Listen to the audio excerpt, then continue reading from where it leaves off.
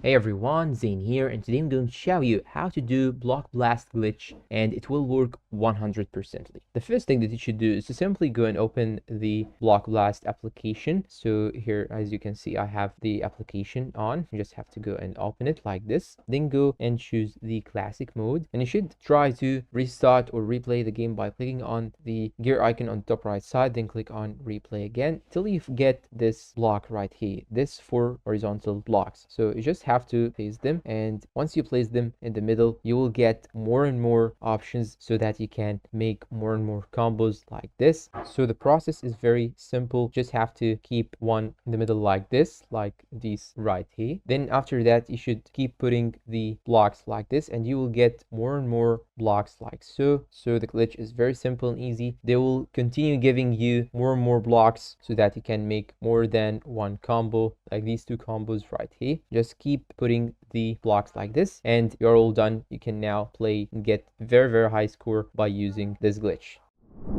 And that's all for this video. If you find it helpful, please don't forget to support us with like, subscribe, comment, share. Thanks for watching, and see you in a new video.